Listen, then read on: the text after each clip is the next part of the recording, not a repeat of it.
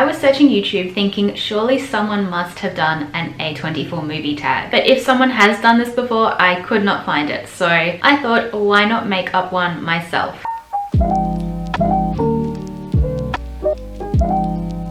There are 10 questions to this tag, all relating to movies from the distribution company A24. I'm not sure being a fan of a distribution company was really a thing before A24. Obviously, there are other film distribution companies that do have kind of a distinctive style. Neon is one, for example, and here in Australia, Madman is usually a sure sign that the film you're going to see is going to be pretty interesting. But A24 have managed to use marketing and social media to such an extent, they are just now synonymous with the idea of a cool film. An A24 film is usually one that is particularly unique, different, creative. They're pretty much solely from auteur directors, often writer directors as well, who all have very specific personal stories that they want to tell. I find A24 movies to be particularly character driven and character focused. They are really focused on exploring what it means to be human, regardless of what genre they sit within. A24 movies also cover a huge variety of genres. I think they're particularly well known for their coming of age indie movies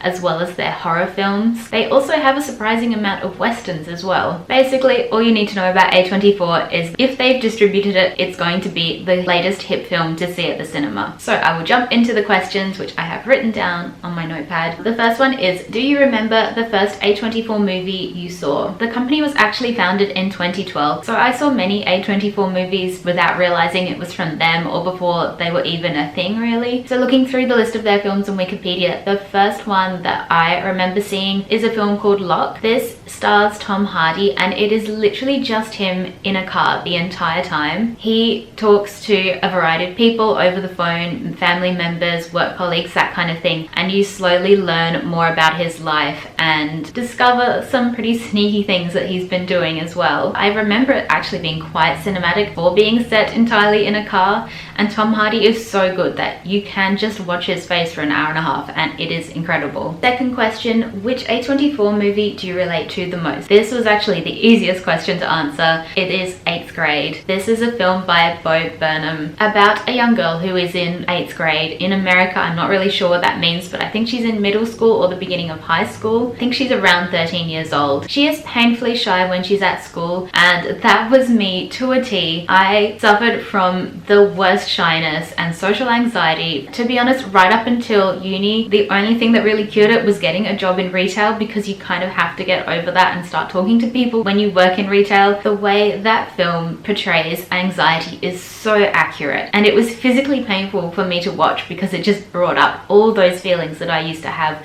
when I was her age. Especially, I feel like anxiety is something that is kind of not actually shown in stories very often, which is interesting because I feel like it's quite a common thing for people to have. But I guess it can be tricky to portray it because it can actually be quite boring just seeing someone really stuck inside their own shell. But the way Bo Burnham did it was just incredible. Question number 3, which A24 movie made you cry the most? This has to be The Florida Project. This was Sean Baker's movie from 2017 and is about a young girl and her very young mum who live in a motel in Florida, and really just about their life and the struggles that they face of being in that situation. Sean Baker's films look stunning and he always hires non-actors to make it as authentic as possible. The Florida Project especially, the way it contrasts the colourful buildings and the tropical atmosphere of Florida with the really tough life that these characters have. And the little girl, her main objective really is that she wants to go to Disney World and she can't. She lives so close by to this place that is literally designed for children to have fun in, and she can't go because of course she doesn't have the money. And the ending is just designed to make you cry your eyes out, which is exactly what I did at the cinema. Next question, which A24 movie did you find the most disturbing? So I actually haven't seen a lot of the A24 horror movies like Midsommar or Hereditary. I did see The Witch, but I actually found that kind of just boring rather than disturbing. So this one has to be Green Room, which is a film I watched a long time ago. I don't know why I didn't really think it was going to be a horror film when I started watching it,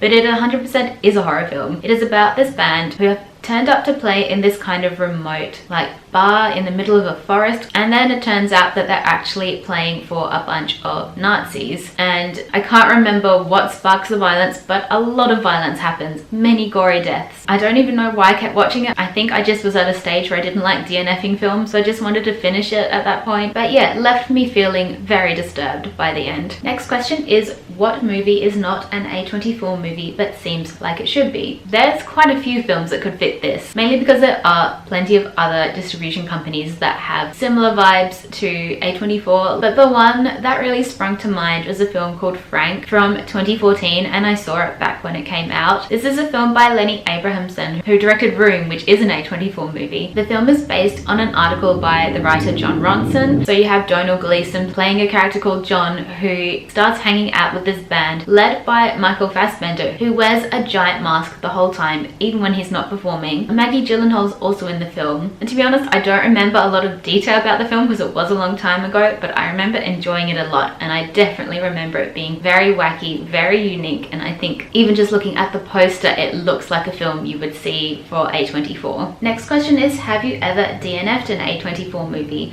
I actually did DNF one just the other day. It was called Slow West, and it really put the emphasis on the slow. I wanted to watch it because it stars Cody Smith-McPhee, who was recently in The Power of the Dog, and he plays another young man out in the kind of Wild West in America who doesn't fit in at all. He's traveled all the way from Scotland to try and find the love of his life, who also moved there. There's nothing wrong with a slow film, obviously, and a film that's character driven is something I enjoy. I just didn't find these characters engaging enough for me to want to spend that much time with them. I started reading reviews while I was watching it, and a lot of people said, well, the ending is quite good, it really is a slow build up until that ending, so I just decided it wasn't worth it for me to watch a whole film just for the ending. An A24 movie that I disliked is the next question, and that's also very easy to answer. It's The Lighthouse. I know that got rave reviews when it came out, but that is a film I would have walked out of the cinema of if I hadn't been reviewing it for work. I just thought it was dumb. I don't get why anyone should care about these two weird, stupid men on an island by themselves with literally no self-control, not to just like drink a lot and be crazy. And it was so repetitive as well. They kept doing the same things over and over again. Next question is an underrated A24 movie you want to give a shout out to. I feel like a film that doesn't get talked about that much is Obvious Child, starring Jenny Slate and directed by Gillian Robespierre, if that's how you pronounce it. Jenny Slate plays a stand-up comedian who finds herself pregnant and has to get an abortion. And for that premise, it's a really lovely and sweet film. A really human story. I thought her character was really relatable, and it has a male character in it as well who is not presented as the bad guy, and he's a really multifaceted and interesting character as well. Another film that when I watched it I didn't even realize was an A24 film is Laggies. This stars Keira Knightley as a woman in her late 20s who is slightly stunted in her emotional growth. She's kind of still acting like she's in her early 20s. She finds herself making friends with a dad and daughter played by Sam Rockwell and Chloe Grace Moretz. She sort of becomes friends with the daughter and becomes lovers with the dad, which is an interesting thing to happen, but somehow the characters kind of make it work because everyone in it is very charming. It's a film directed by Lynn Shelton, who very sadly passed away a couple of years ago, I think it was now. She's such a good director. I've seen several of her films and they're just all so well observed when it comes to how humans behave, I think. Next question, which A24 movie have you not seen yet that you're most looking forward to? And with this question in my head, you can like pick any film. It doesn't have to be a new one coming out, but I have picked a new one and it's called Marcel the Shell with Shoes On. This is apparently quite a famous short film that's now been turned into a feature film. It's also A24's first family-friendly film as well. It genuinely is about a small shell that has shoes and he's trying to find his family, and that's all I know about it, but